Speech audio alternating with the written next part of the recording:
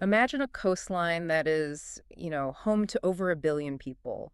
You're looking at a region that sits on these massive, largely untapped energy reserves. Oh, absolutely massive. Right. And it controls some of the most vital shipping lanes on the entire planet, and yet, paradoxically, it remains one of the poorest regions on Earth. Yeah. Which is just a wild contradiction when you really think about it. Exactly. So today, we are exploring how 7 specific nations are attempting to rewrite that reality. We are diving into how they're trying to turn the Bay of Bengal into the next global economic powerhouse. It really is a massive geopolitical puzzle. What we're looking at today is a regional organization that, well, it started as a very loose, almost informal dialogue, focused purely on poverty alleviation. Kind of like a talk shop, right? Yeah, exactly. But forced by the realities of, global supply chain vulnerabilities and the shifting security dynamics of the Indo-Pacific, it is actively trying to transform. Into something much more rigid. Right, into a highly institutionalized, rules-based engine. We are talking about maritime security, cross-border energy grids, economic resilience, the whole package. And that organization is Bimstec. That stands for the Bay of Bengal Initiative for Multisectorial Technical and Economic Cooperation. It's quite a mouthful. It really is. But whether you are prepping for a strategic briefing, writing a competitive exam on international relations, or, you just want to understand how the geopolitical tectonic plates of Asia are shifting, this deep dive is completely designed to give you that mastery. For sure. Because we aren't just going to sit here and list off facts today. Yeah. I mean, the goal is to understand the actual mechanics. Right. We're going to connect the geography to the economy to the security, and all of it to the domestic impact on these nations. Exactly. We want to look at the cause and effect chains. Like, why do certain countries lead certain initiatives? How does a regional power grid actually function across sovereign borders? That's the real meat of the topic. Yeah, because understanding the why and the how is, well, it's what separates basic awareness from true strategic analysis. So let's start with the absolute foundation, right? The geography and the players.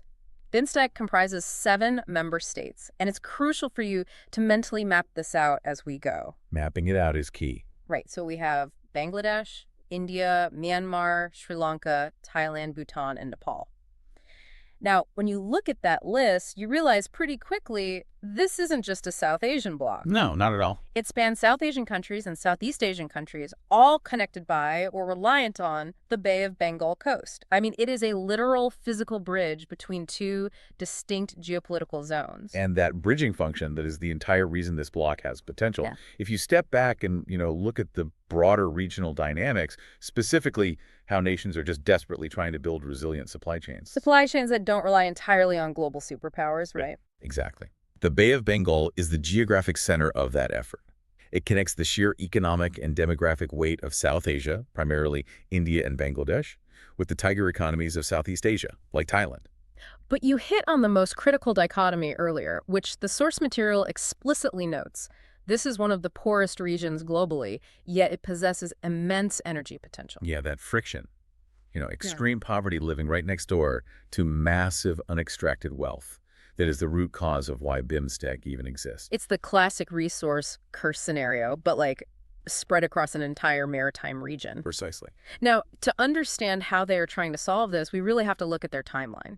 Because the chronological gaps in Bimstec's history, they tell a fascinating story about how hard it actually is to get 7 nations to agree on anything. Oh, it's incredibly difficult. So the foundation really solidifies in 2004. On the 8th of February 2004, they held their 6th ministerial meeting in Thailand.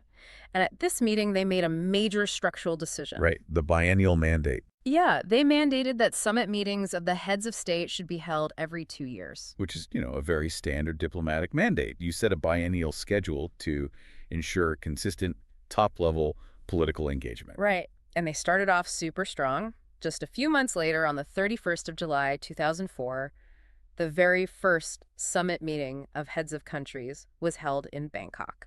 So 2004 is definitely your anchor year. It is. But here's where the institutional lag becomes just impossible to ignore. They agreed to meet every 2 years in 2004. But the Bimstec headquarters, which is situated in Dhaka, Bangladesh, was not inaugurated until the 13th of September, 2014. Wait, wow. Let's emphasize that. Yeah, and it was inaugurated by Bangladeshi Prime Minister Sheikh Hasina. But that is a full 10-year gap between the first summit and actually getting a permanent building with, like, a desk and a phone. Which is incredibly revealing. You have to think about what an international organization actually is without a headquarters. It's just a concept, really. Exactly. For a decade, Bimstec operated almost like a diplomatic pop-up shop. It was this loose grouping. Leaders would meet, diplomats would stay in hotel conference rooms, they'd issue a joint statement, and then everyone just goes home. With no left to run things. Right. There was no permanent secretariat to wake up every morning and say, hey, how do we execute the policies we agreed on yesterday? That 10-year gap reflects severe, severe implementation challenges. I have to wonder, though, what was causing that massive lag. If they knew they needed this integration back in 2004, why did it take a decade just to establish a physical address in Dhaka? Well, it really comes down to domestic distractions and the fact that the geopolitical gravity, it hadn't fully shifted to the Bay of Bengal yet. What do you mean by domestic distractions? So between 2004 and 2014, you had major domestic upheavals in several member states, plus you had the 2008 global financial crisis. The urgency for regional integration just wasn't the top priority. So they were busy putting out their own fires. Okay. Exactly. But by 2014, the world had completely changed. You started seeing intense shifting in Indo-Pacific dynamics, rising concerns over who controls maritime trade routes, and just a sudden, desperate need for regional strategic autonomy. The pressure was on. Yeah, the member states realized they could no longer operate on a purely theoretical level. So inaugurating that HQ in Dhaka in 2014, that was a signal that Bimstec was finally trying to transition into a functional bureaucratic entity. Okay, but even with the HQ in 2014, there's another massive gap that jumps out mathematically. Let's hear it. If that 2004 mandate said summits should happen every 2 years, but the material we are reviewing today is largely focused on the outcomes of the 6th summit, which was only recently held. Right. If they started in 2004 and went every 2 years, we should be on summit number 10 or 11 by now. Why are they only on number 6? And that is the exact kind of analytical thread we need to pull. Yes, there's a massive gap in implementation, and it proves that setting a diplomatic objective is entirely different from actually executing it. It's a huge disconnect. It is. It tells us that for a long time, Bimstec was sidelined. It was this aspiration that constantly ran headfirst into the reality of regional politics and, frankly, a general lack of binding institutional frameworks. So they just kept skipping the meetings? Pretty much. The fact that the 6th summit happened recently is actually a story of revival. It's a signal that the bloc is finally attempting to catch up to its own 2004 mandates, largely because the pressures of global supply chain disruptions have left them with no other choice. So if you're listening and trying to synthesize this foundation, say you need to summarize the absolute core of Bimstec's origin story for a briefing or an exam, what are the key anchors you absolutely must hit? Okay, so here's your 150-word exam framework. First, you need to establish the geographical bridge in your intro. Define Bimstec as 7 nations connecting South and Southeast Asia along the Bay of Bengal. Right, the physical bridge. Then, in the body, you establish the central dichotomy. List the key milestones, so the 2004 Bangkok Summit and the 2014 Dhaka HQ, and pair that with the reality of a poverty-stricken region possessing vast energy potential. And for the conclusion, You highlight its role as a cross-regional bridge.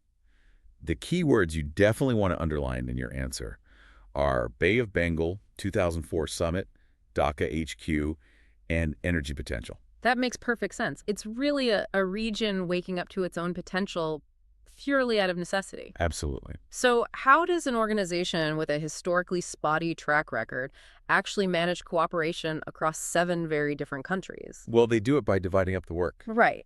The overarching objectives of Bimstec are technological and economic cooperation. They want to integrate commerce, investment, agriculture, tourism, fisheries, textiles, leather, human resources. I mean, it's a massive portfolio. It's huge. To handle this, they have established 14 priority sectors, and each sector is led by a specific member nation. And this division of labor, this is where the geoeconomics and security implications become glaringly obvious. Oh, totally. The distribution of these 14 sectors is not random at all. It is a highly calculated strategic alignment based on each nation's domestic capacities and their broader geopolitical ambitions. I actually like to think of Bimstec like a corporate board of directors. Every country is a director, and they are handed a specific portfolio that plays to their strengths or allows them to protect their own interests. That's a great analogy. Let's look at the powerhouse on the board, India. Out of the 14 sectors, India leads 3: transport and communication, counterterrorism and transnational crime, and environment and natural disaster management. Now, notice the nature of those three sectors. India essentially took all the hard security and foundational infrastructure portfolios. Which is not a coincidence. Not at all. This firmly aligns with India's broader goals for strategic autonomy in the Indo-Pacific. Let's break that down mechanically for a second. What does it actually mean for India to lead transport and communication, like practically speaking, on the ground? Practically, it means India gets to set the agenda for how physical and digital connectivity is built across the Bay of Bengal. Oh, wow. Okay. Yeah. If you are India and you want to secure your eastern seaboard and project influence into Southeast Asia, you absolutely must control the connectivity infrastructure. Because whoever builds the roads makes the rules. Exactly. You want your engineering standards, your digital payment gateways, and your maritime shipping protocols to be the baseline for the entire region. And what about the security side? Well, by leading counterterrorism and transnational crime, India ensures it is the central node for intelligence sharing. The Bay of Bengal is, unfortunately, notorious for piracy, smuggling, and illicit maritime activities. Right. It's a very porous region. It is. So by leading this sector, India essentially acts as the regional security guarantor. They are the ones coordinating coast guards and intelligence agencies. It's like playing the role of the chief security officer and the chief operating officer rolled into one. Now, let's look at the vice president of energy on this corporate board, Myanmar. Myanmar leads the energy sector, as well as agriculture. This connects directly back to that fact we mentioned earlier, right? That the region has huge energy potential. Spot on. Myanmar is geographically and resource-wise central to unlocking that exact potential. I mean, they have massive hydropower capabilities and huge natural gas reserves. So it's just a natural fit. It makes a complete strategic sense for them to lead energy. Mm. And agriculture naturally follows, given the agrarian nature of their economy and their vast amount of arable land. Okay, then you have Thailand, who essentially runs the human resources and public relations portfolios. Thailand leads tourism, fisheries, public health, and people-to-people contact. Which is a perfect reflection of Thailand's domestic economic model. I mean, think about it. Thailand is a global tourism superpower. Oh, definitely. And their economy relies heavily on maritime food resources, like fisheries. By leading these sectors, Thailand gets to export its successful domestic models like its robust public health system and world-class tourism infrastructure across the entire region. Generating immense soft power in the process. Exactly. It's a huge soft power play. Let's check in on Bangladesh then. Bangladesh leads trade and investment, and crucially, climate change. And that pairing is fascinating from a strategic perspective. Bangladesh has a rapidly growing export economy, particularly in garments and textiles, so leading trade and investment is a very natural fit. Right, they are a manufacturing hub. But leading climate change is actually a matter of existential survival for them. Bangladesh is one of the most climate-vulnerable nations on Earth. Because of the geography of the delta, right? Yes. A rising sea level in the Bay of Bengal doesn't just hurt their economy, it literally, physically erodes their sovereign territory. So for Dhaka, climate change policy is national security policy. It's a hard security issue. Wow, that really puts it into perspective. And rounding out the board, we have the smaller economies. Sri Lanka leads technology, Nepal leads poverty alleviation, and Bhutan leads culture. The strategic logic here is all about inclusion without threatening the larger powers. Nepal leading poverty alleviation ties directly back to the bloc's founding purpose, which we discussed earlier. Right, that initial poverty focus. And Bhutan leading culture leverages its unique, gross national happiness philosophy. Every single assignment serves a specific geopolitical purpose. Okay, before we move on, I want to do a quick active recall check for you listening. Pause for a second and think. Which three critical sectors is India leading? Take a second to remember. Got it. It's transport and communication, counterterrorism and transnational crime, and environment and natural disaster management. It's so easy to get lost in a list of 14 sectors. But for anyone trying to synthesize this for an exam or a briefing, the vital thing to remember is the strategic logic of who holds what. Especially India's grip on those three. Precisely. If you understand why India holds those, you understand India's entire strategic posture in the region. So if you were structuring a 250-word exam answer on this, How would that look? you'd want to use a bullet point format. First, you group the 14 sectors by country. Then, you dive into the strategic logic, explain exactly why India leads the hard security and connectivity sectors. connecting it to their maritime Right. goals. And you want to use administrative terminology to score points. Words like priority sectors, technological cooperation, and cross-sectoral synergy to show that this division of labor isn't just polite diplomacy, it's a mechanism designed to yield concrete results. Speaking of concrete results and massive cross-sectoral projects, let's dive into what might be the most ambitious physical initiative Bimstec is attempting. Oh, this is a big one. The Trans-Power Exchange and Development Project. Now, we established that Myanmar leads energy, but this project involves everyone. The source material outlines 4 core objectives, and we really need to unpack how they actually work in the real world. They look dense on paper, but they are fascinating in practice. So, Objective 1. The optimization of energy resources for mutual benefit on a non-discriminatory basis, subject to the laws, rules, and regulations of the respective nations. Right, that sentence might sound like dry bureaucratic speak, but it is packed with intense legal and geopolitical nuance. Let's break down that specific phrase. Subject to the laws, rules, and regulations of the respective nations. Because connecting power grids isn't like plugging an extension cord into your neighbor's house. Right, you can't just run a wire over the border and hope for the best. Exactly. Energy grids are the most critical national infrastructure a country has. Nations are terrified of energy dependence. Because if your neighbor controls your electricity, they essentially control your economy. You're at their mercy. Yeah. This legal caveat subject to national laws is the ultimate failsafe. It ensures that while the bloc pushes for a unified regional grid, no single nation is forced to compromise its own sovereign legal framework to participate. It's a safety net. It is. It's this delicate balancing act between achieving collective energy security and maintaining individual strategic autonomy. So let's look at the actual mechanics of what they're trying to build with the next 3 objectives. Objective 2 is the promotion of efficient, economic, and secure operation of power systems by developing regional electricity networks. Regional networks. Right.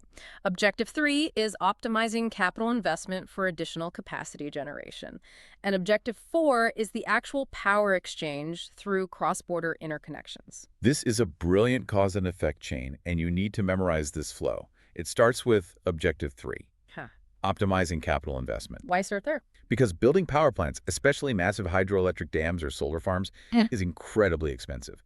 If Nepal tries to build a massive hydro plant just for its own relatively small population, it might not be economically viable. The math just doesn't work out. Right. But if they pool resources and plan regionally, they optimize that capital. Because suddenly Nepal isn't just building a dam from a paw, it's building a dam to sell power to a massive energy-hungry market in Bangladesh or India. Exactly. And what does that pooled capital actually build? It builds the physical regional electricity networks, the high-voltage transmission lines. Which is Objective 2. Yes. And what do those physical networks allow? They allow for the cross-border power exchange.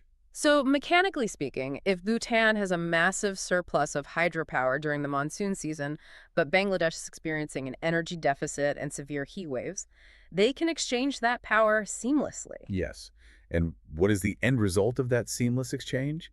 Regional energy security. You aren't relying on the outside world anymore. Exactly. You are no longer entirely dependent on importing expensive coal or oil from the Middle East. You are relying on your neighbors. And what is the ultimate outcome of regional energy security?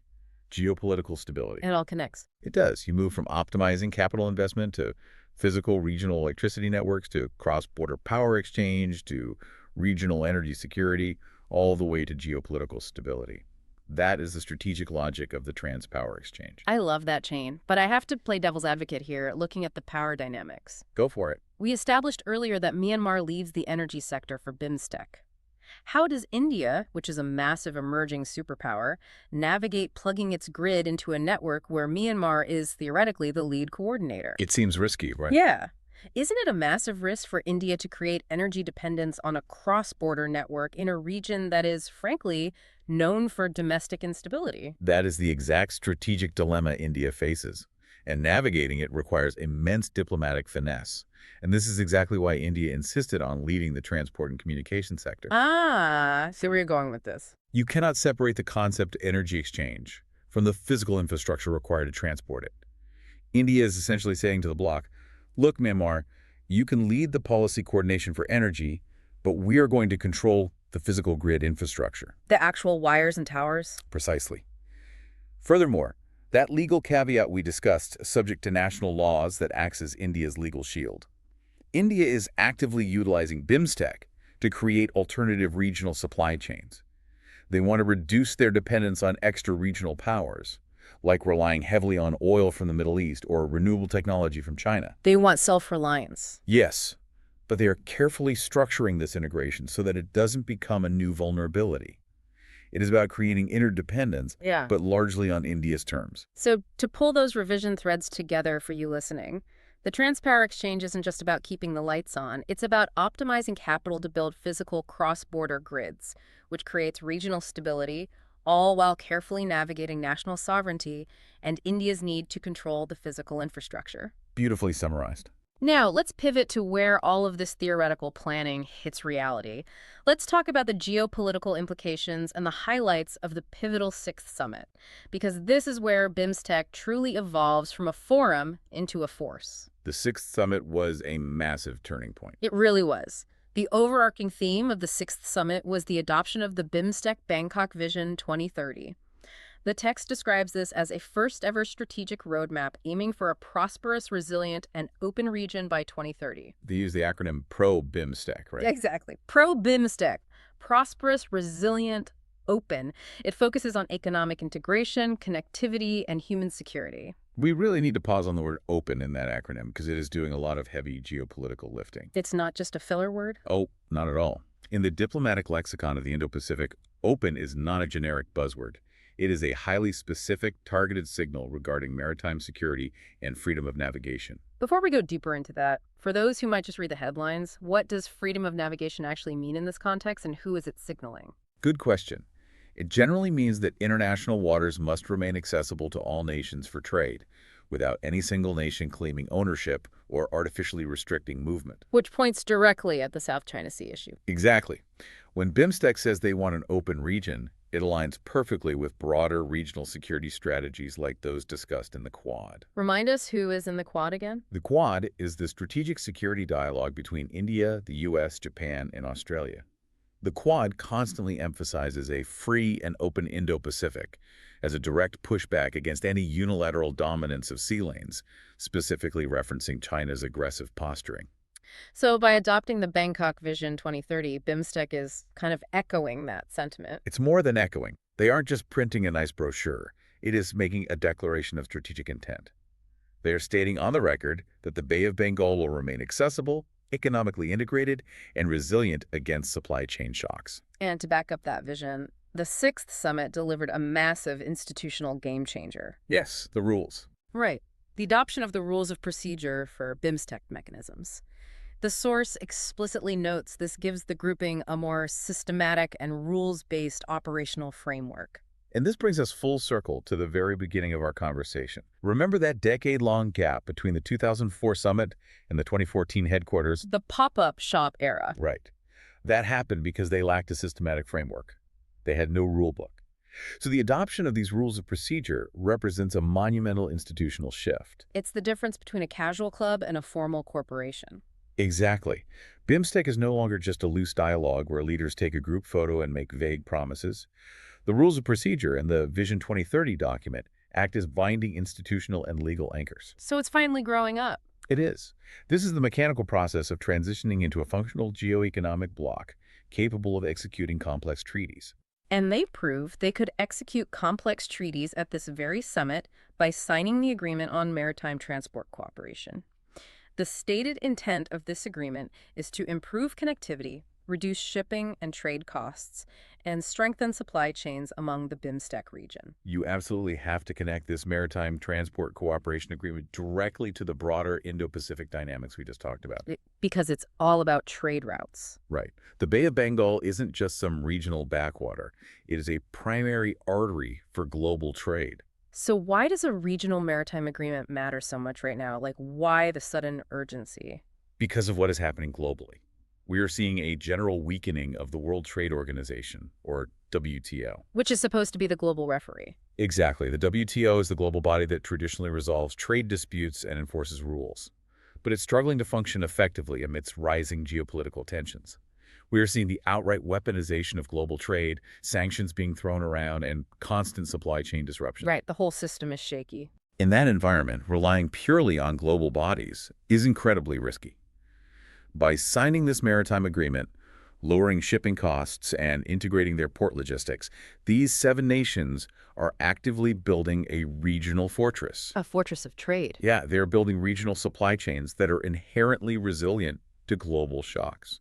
It signals a collective recognition that securing the Bay of Bengal's maritime trade is their ultimate defensive strategy. But the summit didn't just look at hard economics, though. They also endorsed the report of the Bimstec Eminent Persons Group on the future direction of Bimstec, which essentially provides recommendations to ensure they actually hit that Vision 2030 goal. This is their roadmap. Right. But what really stands out is a specific joint statement they issued regarding the impact of an earthquake in Myanmar and Thailand. The source highlights the statement as showing solidarity and a clear intent to strengthen disaster risk management and humanitarian cooperation. And this joint statement is much more than just diplomatic sympathy. Hmm. It is vital because it proves a fundamental shift in how the region views security itself. How so? The integration of non-traditional security threats into the highest levels of BIMSTEC policy is now completely formalized. Okay, let's clarify that for the listeners. Explain the difference between traditional and non-traditional security here. Sure. Traditional security is your classic military stuff. Border skirmishes, naval fleets, counterterrorism. Non-traditional security involves things like climate risks, pandemics, and natural disasters. Which can be just as devastating. Exactly. An earthquake or a massive cyclone in the Bay of Bengal can wipe out critical port infrastructure and destabilize governments literally overnight. It is just as destructive as a military conflict. And let's connect the dots back to our corporate board analogy from earlier. Who leads the environment and natural disaster management sector for Bimstec? India does. Exactly. This earthquake statement falls right into India's portfolio. It reinforces India's leadership role not just in hard security, but in coordinating the regional response to non-traditional threats. So if we are synthesizing the outcomes of this 6th summit for your notes, the transformation is clear. You have the administrative milestones, the rules of procedure, pro-BIMSTEC, Vision 2030, and the Eminent Persons Group. Those are your key terms. But the overarching strategic takeaway, the thing you must understand, is the linkage between physical connectivity and maritime logistics. The logic flows perfectly. Improved regional rules lead to a maritime agreement, Which lowers shipping costs, which strengthens regional supply chains. which ultimately secures the Indo-Pacific maritime domain. That is the exact narrative arc an analyst needs to understand. BIMSTEC in 2004 was a well-intentioned poverty alleviation project. BIMSTEC post-6th Summit is a legally anchored, rules-based organization focused heavily on maritime transport and resilient supply chains. It's a massive evolution. Now let's look at how the biggest player in the room is capitalizing on this newly evolved organization. This brings us to India's response and balancing strategy within Bimstec. This is where India really flexes its muscles. Totally. At the summit, India did not just sign the agreements and go home. It aggressively launched several major independent initiatives. First, India announced the setup of centers of excellence in 4 specific areas: disaster management, sustainable maritime transport, traditional medicine, and research and training in agriculture. And this move by India is a masterclass in strategic balancing and geoeconomics. Let's map these 4 centers of excellence directly back to the 14 priority sectors we discussed earlier. Okay, let's do it. So India officially leads the environment and natural disaster management sector. So naturally, establishing a center of excellence for disaster management cements their operational leadership on the ground. Makes total sense. India also leads transport and communication. So setting up a center for sustainable maritime transport. Perfect sense. But what about the other 2, traditional medicine and agriculture? Traditional medicine is a fascinating play for soft power. It allows India to export its cultural and historical narratives like Ayurveda across the region. Which builds goodwill. Yeah, it builds people-to-people ties that are often harder to break than purely economic ones. But the most strategic move is the Center for Research and Training in Agriculture. If you recall, India does not lead the agriculture sector for BIMSTEC. Right, Myanmar is the lead for agriculture. Exactly. Yet India is unilaterally pushing a Center for Research and Training in it. Why? Why step on Myanmar's toes? To ensure that even in a sector it doesn't officially control, India's technological and research superiority remains central to the bloc's development. Myanmar might lead the policy meetings on agriculture, but India wants to be the one providing the high-yield seeds, the satellite weather data, and the advanced training. Oh, wow. It is a brilliant way to maintain influence across the entire spectrum of the organization without overtly demanding to lead every sector. That is brilliant maneuvering. India also proposed the creation of a Bimstec Chamber of Commerce and an annual business summit, explicitly to deepen trade and investment linkages in the region. A chamber of commerce is a classic, highly effective tool of geoeconomics. Why is it so effective? Because when regional integration relies solely on government bureaucrats and politicians, it is inherently slow and vulnerable to diplomatic spats. By institutionalizing a chamber of commerce, you shift the integration process to private sector actors. You let the businesses figure out the trade routes and the partnerships themselves. Exactly. India is attempting to counter regional trade imbalances by fostering a more organically integrated economic zone. It is about creating irreversible facts on the ground. Irreversible facts. Yeah. When supply chains are deeply intertwined and private businesses across the 7 nations rely on each other for profit, political cooperation naturally follows. Business integration forces political integration. Wow, so the money leads the politics. Furthermore, India outlined a comprehensive 21-point action plan as part of its leadership in the region. This plan covers digital infrastructure, skill development, people-to-people linkages, and connectivity. This 21-point action plan is really the operationalization of India's broader domestic policies on the regional stage. Specifically, it reflects the philosophy of Atmanirbhar Bharat, which roughly translates to self-reliance. But wait, how does a domestic policy of self-reliance translate into a regional action plan for 7 different countries? That seems contradictory. It does sound like an oxymoron, but in the modern geopolitical context, self-reliance doesn't mean isolationism. It doesn't mean closing your borders and doing everything alone. Then what does it mean? It means creating alternative regional supply chains that are independent of global bottlenecks and dominant extra-regional powers. It means not being utterly dependent on technology, rare earths, or manufacturing from outside your immediate sphere of influence. So relying on your neighborhood instead of the other side of the world. Precisely. By driving this 21-point plan, investing heavily in digital infrastructure and physical connectivity across the Bay of Bengal, India, is consolidating its role as the indispensable anchor of the region. It's stepping up as the leader. It is a highly proactive diplomatic posture. India is ensuring that as the global order moves toward multipolarity, its immediate neighborhood is secure, digitally integrated, and fundamentally aligned with its strategic interests. This is the essence of India's Act East and neighborhood-first policies functioning in real time. It is just incredible to trace the arc of this organization. I mean, we started with a loose grouping of coastal states in 2004, struggling to even build a headquarters for 10 years. The pop-up shop. Right. And now we are looking at a legally anchored bloc, adopting rules of procedure, building cross-border power grids, and executing a 21-point strategic action plan driven by one of the fastest-growing economies in the world. It really is a massive shift. Yeah. If you've been following the strategic logic throughout this deep dive, you should now have a really comprehensive understanding of how the geopolitics, the economics, and the institutional frameworks of Bimstec interlock. The overarching narrative is clear, right? Bimstec has transitioned. It was born as a dialogue focused on poverty alleviation.